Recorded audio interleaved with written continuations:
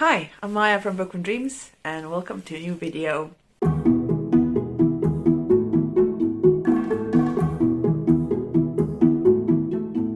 Today I'm going to talk about all the books that I read in the second half of the month. If you want to check out what I've read in the first half of September, please check out my Space Opera September wrap-up. This was a readathon I participated in, whose goal was to read space operas, and I made a TBR and I crushed it, and then I spent the next half of the month reading like 5 more books. First I'll start with a short novella that I read that I was so surprised to find out that it was out. I was watching, I think, Jessen Reads Romance, and one of her wrap-ups she mentioned that Catherine Moon's novella and third book in her Lady of Rooksgrove Manor series has come out, and I was like, oh my god, seriously? And I read the novella. The novel is waiting its turn. The novella is the basilisk, is that how you say that word, of Star Manor. That basically, in this universe, monsters live among humans and they can change their appearance to appear more human. And of course, as everyone, they have needs, and those needs for them are met in 2 different places.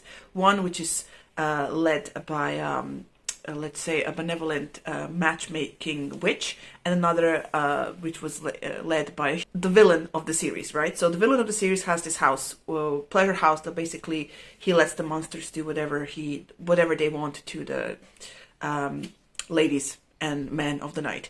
And our character we follow in this novella, the giant snake thing, basically he's kind of tired of this, and he's sort of sent on a secret mission by the bad guy to go and infiltrate the witch's house, and there he meets his match, which is a blind lady, and this works for them because if you look at the basilisks, you basically turn into stone. So having a match that is blind works perfectly for him, and he's sort of dubious at the beginning, and the sort of development of the relationship was interesting to find, because he was all like I don't know what the fuck I'm doing. I'm supposed to be spying for the bad guy, and this is a very innocent young woman who has found herself in this position, but you know, she's willingly participating in this relationship and whatnot. So yeah, following their relationship along was fun. It was interesting and fun. My most annoying thing about this story was that we got to learn more about the villain from this short novella than the previous 2 novels that we read before. And those novels are not short. They're like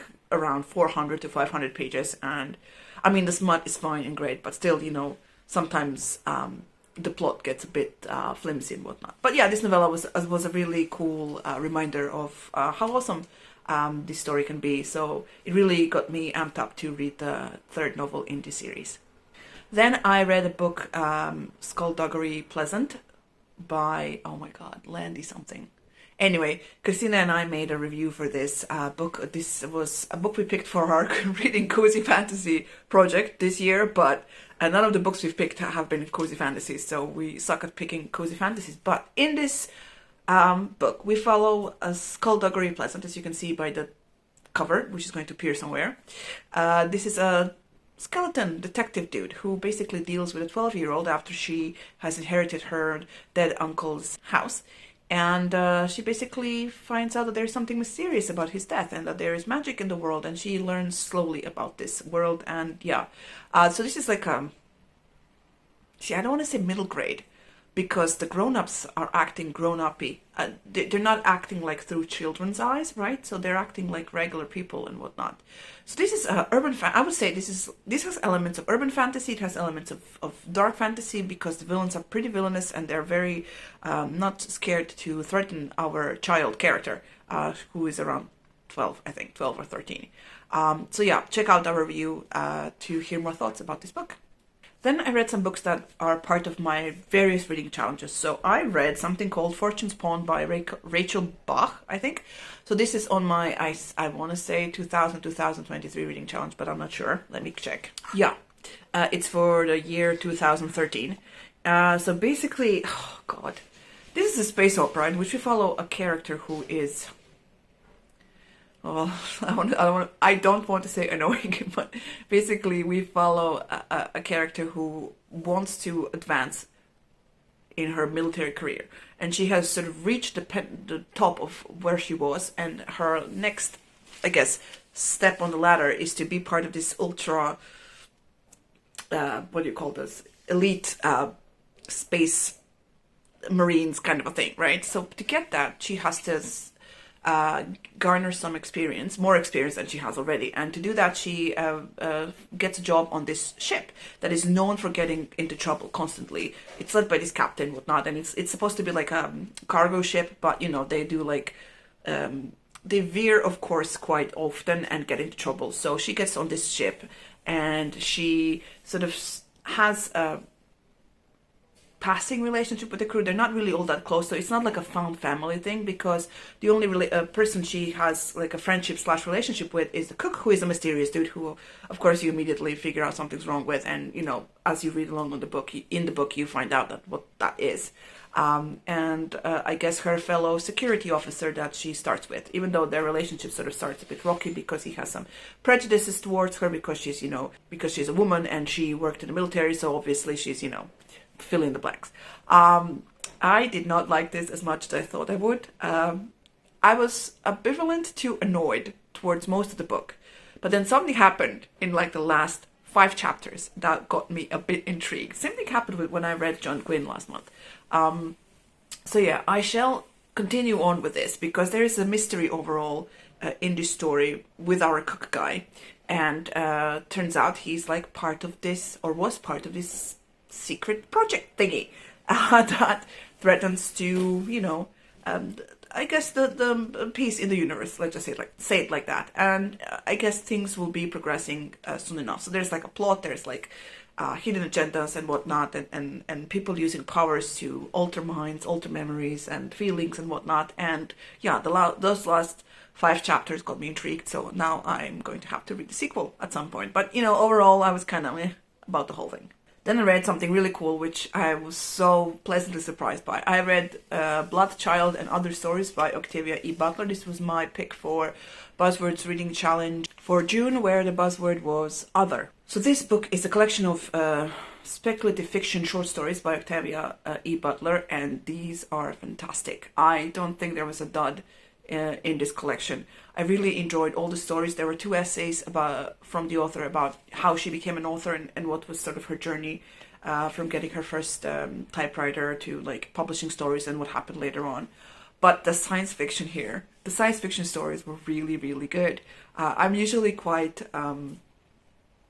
skeptical about those because I always think that stuff written before will before I guess that fucking 1900s 1990s will not, you know, age well, and I was really worried about this. That's why I don't really read a lot of classics, because I don't think I would gel with them in this modern setting and whatnot. So I went into it quite skeptical, but oh my god, I loved them a lot. There were some really, really cool stories, like Bloodchild, which won a bunch of awards, was really interesting. We follow a colony of humans that basically have this sort of symbiotic relationship with the aliens, and then you kind of read more about it and trying to figure out, well, is it symbiotic or are they just slaves? They just moved from one planet to another.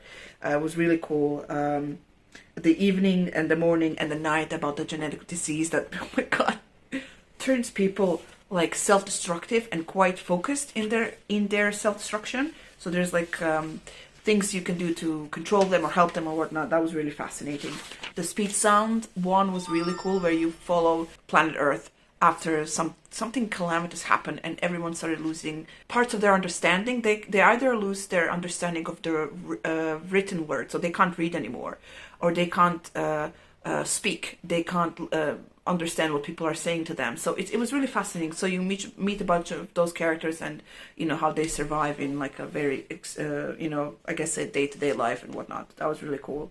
Amnesty, oh my god, Amnesty with the plant aliens that came to Earth, and people are not handling it well. Even though the aliens basically took over the deserts, you know, humans were still like, well, we don't want you there, and you know, the silent war. If you read the story, you know, but it was so good. I really, really enjoyed it. Then I started watching my huge collection of YouTube videos. You know, when you click on them to watch them later, I started watching them later, and I found out that a new T. Kingfisher book came out called Thornhedge, and I immediately got my hands on it and I read it, and it was really interesting because it read like a fairy tale. So in this story we follow let's just call her a member of the Fae Society, as she's sort of given the task to take care of this tower, where I guess the Sleeping Beauty lies.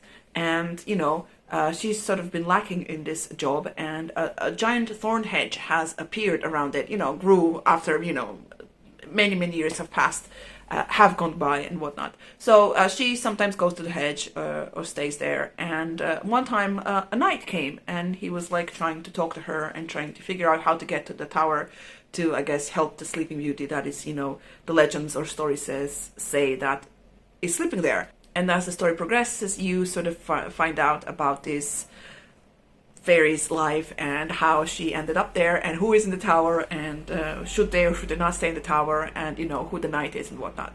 I liked it because it sort of read like a Grimm fairy tale. Now, Brothers Grimm fairy tale, not Grimm as in adjective. So if you ever read not Disneyfied fairy tales, so if you read the original Cinderella or you know, anything other, you by the Brothers Grimm, you know that they have these very bloody and very violent parts of the story. So for example, in the Cinderella, when the prince came to Cinderella's house, the half sisters would try on the shoe and see that, you know, a part of the foot wouldn't fit. They would cut off that part of the foot. So like if one of the sisters couldn't place her heel inside the shoes, she would cut off her heel. If she couldn't put her toes in, she would cut off her toes. So yeah, lots of blood, lots of violence, and this story had the same feel to it, and that's why I liked it. It was very interesting and quite a quick read. And last book I read in September was Capture the Sun by Jessie Michalek. I cannot say that woman's name. I'm so sorry. So this is book 3 in her something Shadows, Light, something trilogy. Basically, the trilogy is named by the starship that people are in.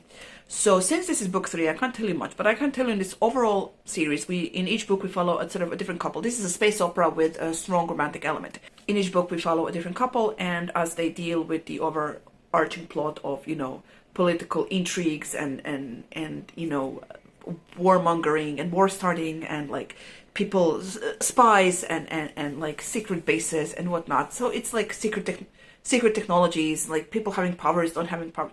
Anyway, I enjoyed them overall, but I have found that the author cannot end a book without like a giant melodramatic happening, right?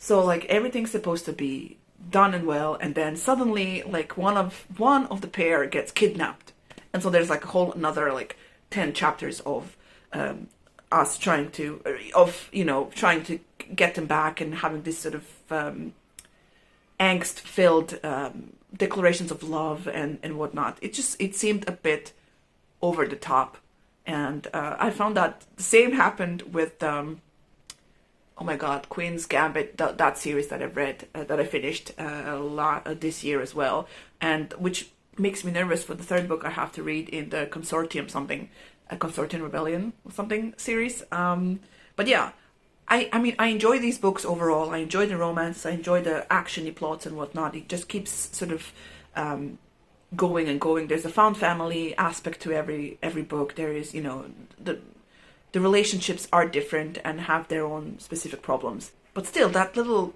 melodramatic thing at the end kind of bugs me every time I read it. So yeah, that was my reading month of September. So in September, overall, I read 12 books.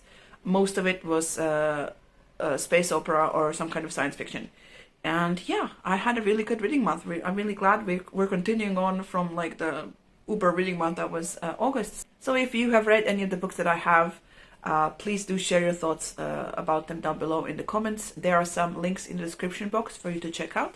If you like this video, please press the like button. If you haven't already, please subscribe to the channel. Well, thank you so much for watching, and I will see you in the next video. Bye!